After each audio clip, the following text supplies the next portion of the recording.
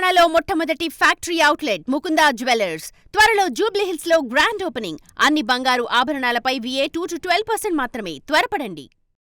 కడప జిల్లాలో cycle party జిల్లా అధ్యక్ష బాధ్యతలు కత్తిమీద సామి.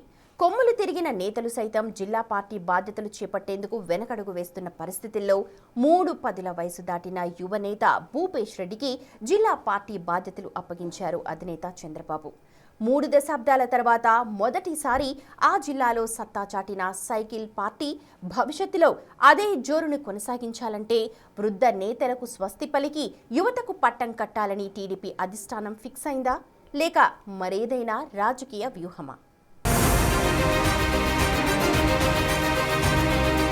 ఏపీ రాజకీయాల్లో కడప జిల్లా పాలిటిక్స్ కు ఉన్న క్రేజే వేరు. వైఎస్ కుటుంబం రాజకీయ అరంగేట్రం తరువాత వైఎస్ కుటుంబ కంచుకోటగా మారిన కడప జిల్లా రాజకీయాల్లో టీడీపీ ఆవిర్భావం తరువాత తనదైన స్టైల్లో బలమైన క్యాడర్ ఏర్పాటు చేసుకోగలిగారు దివంగత ఎన్టీఆర్. బద్వేల్ వీరారెడ్డి, రెడ్డప్పగారి రాజగోపాల్ రెడ్డి, పొన్నపురెడ్డి శివారెడ్డి లాంటి నేతలు జిల్లా రాష్ట్ర రాజకీయాలను శాసించారు. 2004లో వైఎస్ ముఖ్యమంత్రిగా బాధ్యతలు చేపట్టాక జిల్లాలో టీడీపీ ఉనికి ప్రశ్నార్థకంగా మారింది.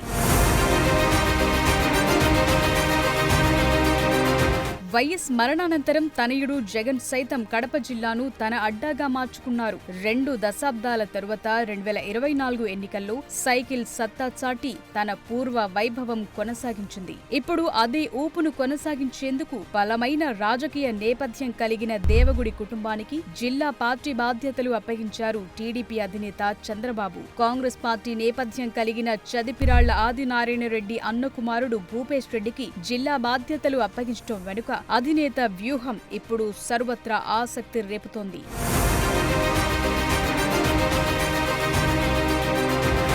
చదిపిరాళ్ల భూపేష్ సుబ్బరామిరెడ్డి ఎలియాస్ భూపేష్ రెడ్డి 2 రోజుల క్రితం జిల్లా టీడీపీ బాధ్యతలు చేపట్టారు. 2019లో టీడీపీ నుంచి ఓటమి తరువాత జమ్మలమడుగు టీడీపీలో కీలక నేతగా ఉన్న రామసుబ్బారెడ్డి వైసీపీ గూటికి చేరితే అప్పటి వరకు మంత్రిగా పనిచేసిన భూపేష్ బాబాయ్ ఆదినారాయణ రెడ్డి సైతం కమలం గూటికి చేరారు. అలాంటి పరిస్థితుల్లో ఫ్యాక్షన్ రాజకీయ నేపథ్యం కలిగిన జమ్మలమడుగు టీడీపీ బాధ్యతలు స్వీకరించారు యువనేత భూపేష్ రెడ్డి. వైకాపా అధికారంలో ఉన్న అధికార పార్టీపై పోరాడి 2024 ఎన్నికల్లో ఎంపీ అవినాష్ రెడ్డిపై పోటీ చేసి త్రుటిలో ఓటమి పాలయ్యారు. అదే ఇప్పుడు భూపేష్ రెడ్డికి జిల్లా బాధ్యతలు ఇచ్చే పరిస్థితి వచ్చేలా చేసిందని రాజకీయ విశ్లేషకులు భావిస్తున్నారట.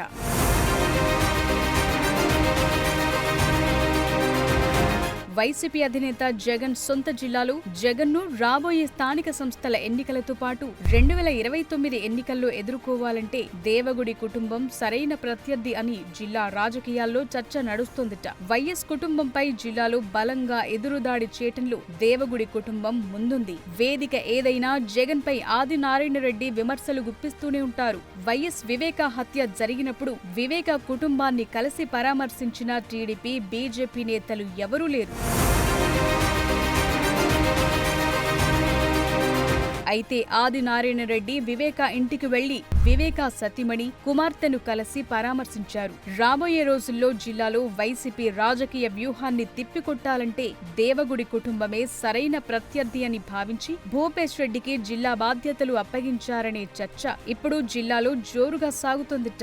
మరి యువనేత భూపేష్ రాబోయే రోజుల్లో జగన్ సొంత జిల్లాలో వైసీపీని ఎంత సమర్థంగా ఎదుర్కొంటారో చూడాలి.